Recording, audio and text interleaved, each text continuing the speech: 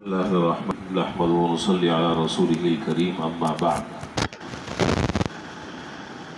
باب تاکید تحریم مال الیتیم، یتیم کے مال کو ناجائز طریقے پر کھانے کی ممانعت اور شناعت اور قباحت۔ اس سلسلے میں قرآن کریم کی آیات ذکر کی تھی اور ان آیات کی مختصر سی تفسیر جمعرات کے دن ذکر کر دی تھی۔ اس کے بعد آگے وہ مشہور روایت ذکر کی ہے جو بخاری اور مسلم دونوں میں ہے۔ وعن ابی ہریرہ رضی اللہ تعالی عنہ عن النبی صلی اللہ علیہ وسلم قال اجتنبوا السبع الموبقات۔ حضرت ابو ہریرہ رضی اللہ تعالیٰ عنہ سے روایت ہے کہ جناب نبی کریم صلی اللہ علیہ وسلم نے ارشاد فرمایا، 7 ہلاک کرنے والی چیزوں سے بچو، یعنی 7 چیزیں ایسی ہیں کہ اگر اللہ نہ کرے کوئی آدمی ان 7 چیزوں میں سے کسی بھی چیز میں مبتلا ہوتا ہے تو اچھی طرح سے یہ بات سمجھ لو کہ وہ چیز اس کے لیے مہلک ہے، وہ ہلاک کر دینے والی ہے دنیا اور آخرت دونوں کے اعتبار سے۔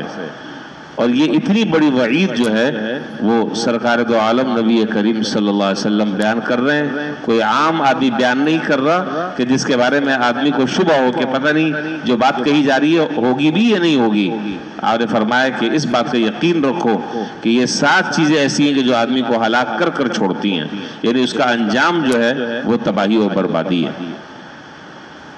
قالوا یا رسول اللہ وما ہن، حضرات صحابہ کے سامنے جب یہ بات آئی تو انہوں نے عرض کیا کہ اللہ کے رسول وہ 7 باتیں وہ 7 چیزیں ہیں کیا؟ ذرا سا اس کی تفصیل تو ارشاد فرمائیں۔ آپ نے فرمایا کہ الاشراک باللہ، سب سے پہلا ہلاک کر دینے والی جو چیز ہے وہ اللہ تعالیٰ کے ساتھ کسی کو شریک کرنا، جو کہ بہت بڑا گناہ ہے، اکبر الکبائر میں سے ہے۔ ایک تو ہے کبیرہ گناہ اور ایک کبیرے سے بھی بڑا گناہ اکبر الکبائر، وہ ہے الاشراک باللہ، اللہ تعالیٰ کے ساتھ شریک کرنا، اللہ تعالیٰ کے اسماء میں، اللہ تعالیٰ کی صفات میں، اللہ تعالیٰ کی ذات میں، اللہ تعالیٰ کی قدرت میں، اللہ تعالیٰ کے اختیار میں وغیرہ وغیرہ آپ جانتے ہیں۔ دوسرا فرمایا کہ والسحر، دوسری ہلاک کر دینے والی جو چیز ہے وہ ہے جادو، جس کا اس زمانے میں رواج اور دھندا عروج پر ہے۔ جہاں کسی آدمی کی کسی سے ذرا سے کوئی مخالفت ہوئی فوراً وہ اتر آتا ہے بندش اور جادو پر۔ اور شریعت کی نظر میں اسلامی نقطہ نگاہ سے اگر یہ بات ثابت ہو جائے کہ کسی آدمی نے کسی کے خلاف جادو کیا اور شرعی اور اسلامی قانون کا اگر نفاذ ہو تو اس صورت میں اس طرح کے سحر کرنے والے کی سزا وہ واجب القتل ہے، وہ واجب القتل ہے وہ آدمی، اگر اسلامی احکام نافذ ہوں، قرآن و سنت کہ اگر احکام رائج ہوں اور اسلامی عدالتیں ہوں تو سحر کرنے والے اور جادو کرنے والے کی جو سزا ہے وہ سر تن سے جدا کر دیا جائے۔ دوسرا فرمایا، تیسرا، پہلا نمبر شرک، یہ ہلاک کر دینے والی چیز ہے۔ دوسرے نمبر پر فرمایا کہ جادو، وَقَتْلُ النَّفْسِ الَّتِي حَرَّمَ اللَّهُ إِلَّا بِالْحَقِّ، اور فرمایا کہ اس شخص کی جان لینا کہ جس کی جان لینا اللہ کے حق کے علاوہ حرام قرار دیا ہے۔ مطلب ایک آدمی ہے، ایک آدمی نے کسی شخص کو قتل کر دیا تو شرعاً اب اس کے اوپر قصاص ہے، یہ تو صورت ہے۔ اس کے علاوہ کسی اور آدمی کو قتل کوئی کر دیتا ہے تو یہ ہلاک کر دینے والی چیز ہے۔ وَأَكْلُ الرِّبَا، سود کھانا اللہ پناہ میں رکھے۔ سود کی جتنی بھی شکلیں، چاہے آپ اس کو کوئی عنوان دے دیں، چاہے آپ اس کو کوئی نام دے دیں، کوئی خوبصورت سے اس پر ٹائٹل لگا دیں، لیکن غلاظت ہے، گو ہے۔ وہ چاندی کا ورق لگا دینے سے وہ حلوہ وہ نہیں بن جاتا. سود سود ہے، اس کی جتنی بھی مروجہ قسمیں وہ سب ہلاک کر دینے والی ہیں. وَأَكْلُ مَالِ الْيَتِيمِ، اور یہ جو باب ہم نے شروع کیا ہے اور اس باب سے متعلق یہ ہے جس کو اس روایت کو اسی وجہ سے یہاں پر ذکر فرمایا. وَأَكْلُ مَالِ الْيَتِيمِ، یتیم کا مال کھانا، یتیم کا مال ہڑپ کرنا، ان کے مال پر ناجائز طریقے سے قابض ہونا، سانپ بن کر بیٹھ جانا اور یتیم کے مال کو اڑانا، اس پر عیاشی کرنا، یہ کتنا آدمی کھا لے گا، کتنا فائدہ اٹھا لے گا. مرنا تو ہے ایک دن، اور اللہ تعالیٰ کے ہاں انجام پھر اس کا خطرناک ہوگا. وَتَوَلِّي يَوْمَ الزَّحْفِ، میدان جہاد سے بھاگنا.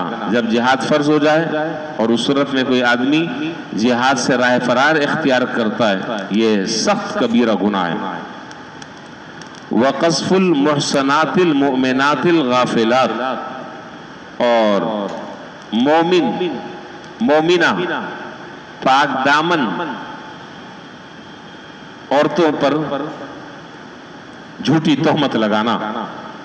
پاک دامن مومن عورتوں پر تہمت لگانا.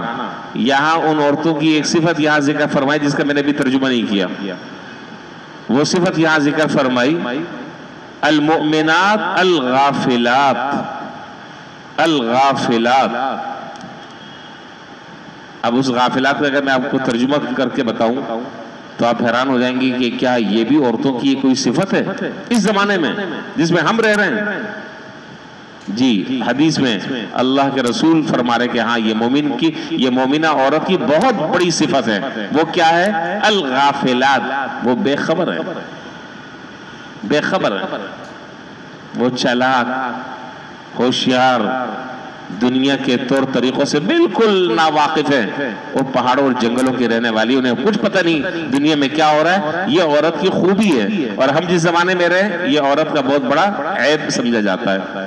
ارے تو اس کو تو یہی پتہ نہیں کہ اس وقت جو ہے فیشن کیا چل رہا ہے، وہ کون سی دنیا میں رہتی ہے، ماڈرن اس وقت کیا اسٹائل چل رہا ہے، اس کو تو یہی پتہ نہیں ہے. اور یہاں جو ہے وہ اللہ کا رسول فرما رہے ہیں عورت کے حق میں بے خبر ہونا یہ اس کی صفت اور اس کی خوبی ہے، اس کا کمال ہے. آپ پتہ نہیں سمجھ رہے بات.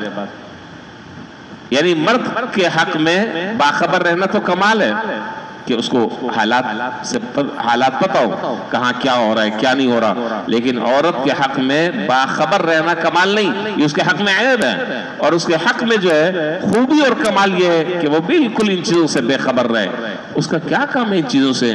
وہ اپنے گھر کو دیکھے، اپنے شوہر کو دیکھے، اپنے بچوں کو دیکھے، ان کی تربیت کرے، ان کو پالے، ان کو پوسے، ان کا انتظام کرے. یہ اس کا کام ہے. دنیا میں کیا ہو رہا ہے کیا نہیں ہو رہا ان چیزوں سے وہ بے خبر ہے. یہ اس کا کمال ہے، یہ اس کا حسن ہے، یہ اس کی خوبی ہے. عجیب بات ہے یہ ہمارے اعتبار سے یہ بڑی عجیب بات ہے. بہرحال یہاں حدیث میں ہے، میں نے اس لیے ذکر کر دیا آپ کے سامنے. تو فرمایا کہ آخری جو چیز ہے وہ ہے وَقَذْفُ الْمُحْصَنَاتِ الْمُؤْمِنَاتِ الْغَافِلَاتِ، پاک دامن بے خبر عورتوں پر تہمت لگانا.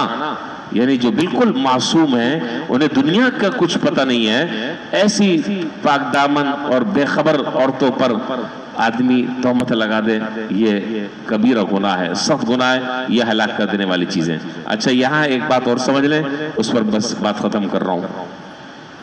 یہ جو عورت کی خوبی اور عورت کا کمال یہاں پر بیان کیا کہ وہ بے خبر رہے، یہ دنیا کے کاموں سے بے خبر رہنا یہ کمال ہے.